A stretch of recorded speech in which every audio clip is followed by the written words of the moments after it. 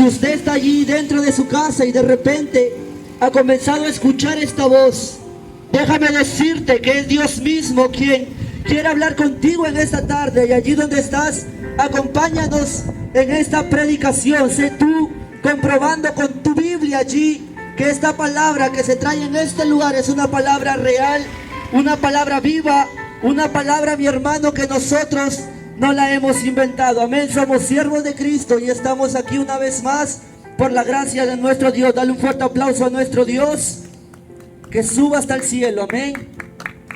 Que suba hasta el cielo. Y vamos a meditar allí en el libro de Efesios. Efesios capítulo 2.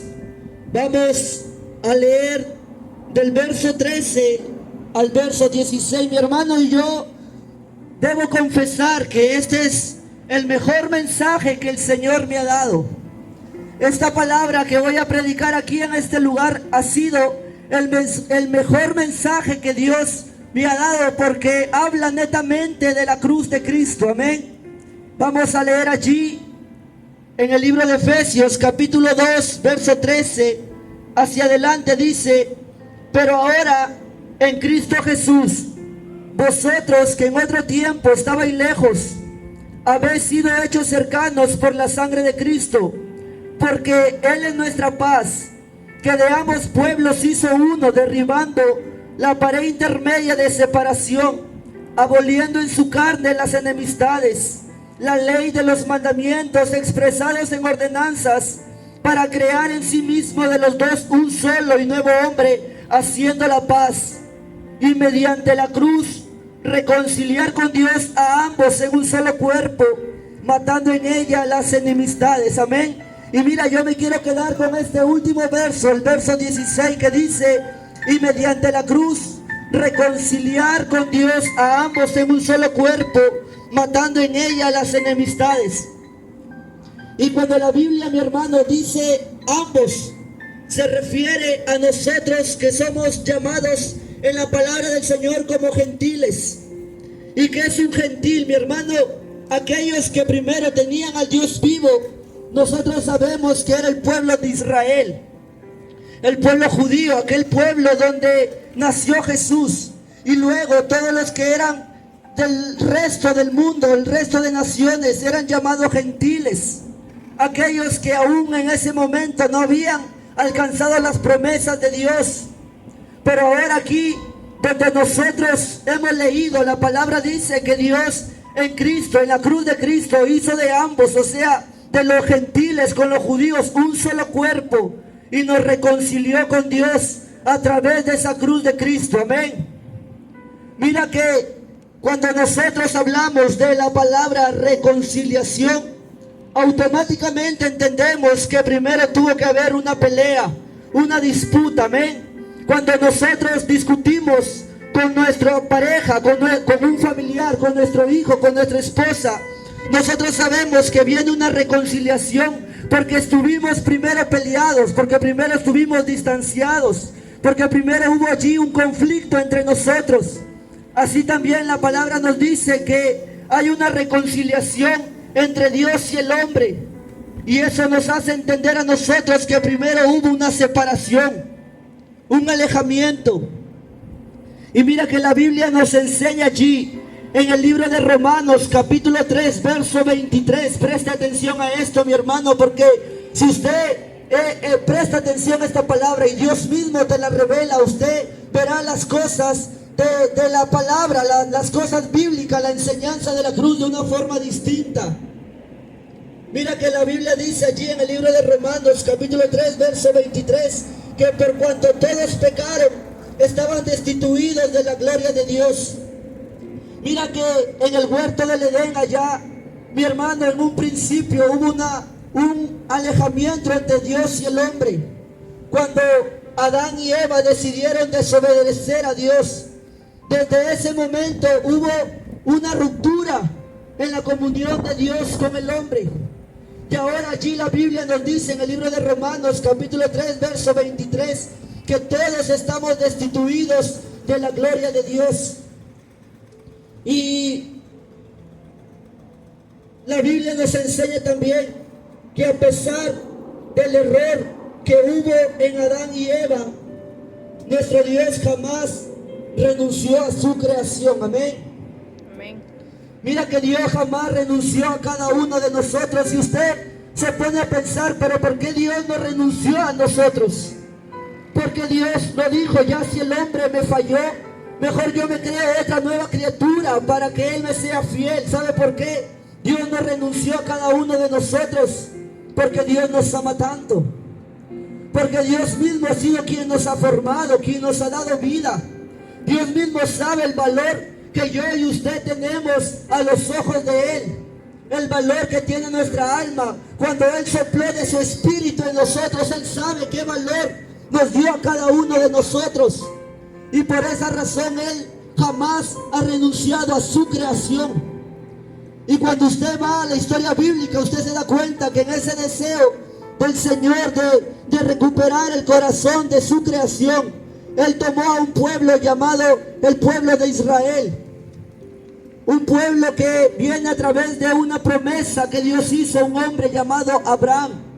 Y luego al pasarlo el tiempo, al pasar los años, las generaciones, se formó de ese hombre, de su generación, esta nación llamada Israel. Y Israel, mi hermano, estaba allí en Egipto siendo esclavo. Y yo sé que usted conoce la historia de un hombre llamado Moisés, que fue enviado a Egipto por Dios para libertar a ese pueblo de la esclavitud. Y a ese mismo pueblo se le dieron mandamientos. A ese mismo pueblo Dios les dio la tabla de la ley. ¿Verdad que usted conoce las tablas de la ley? ¿Verdad que usted sabe lo que son los 10 mandamientos? ¿Verdad que desde el colegio a usted le han mostrado las tablas de la ley? Allí los profesores le han enseñado. Pues mira que ese fue un pacto que Dios hizo con este pueblo de Israel a través de ese pacto de la ley.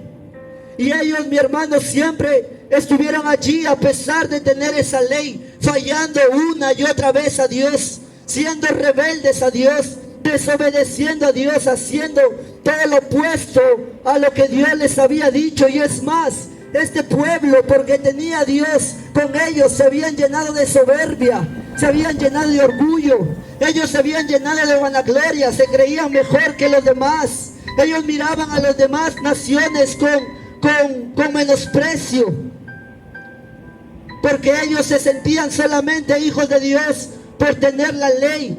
Ellos creían que porque eran descendientes de Abraham, ellos eran hijos de Dios. Ellos eran allí herederos de la vida eterna. Pero mira lo que la Biblia nos enseña a cada uno de nosotros allí, mi hermano. En el libro de Romanos, capítulo 3, verso 20, la palabra del Señor dice que por las obras de la ley ningún ser humano será justificado delante de Él. Mira que la Biblia dice que por las obras de la ley ningún ser humano será justificado delante de Él, o sea, delante de Dios.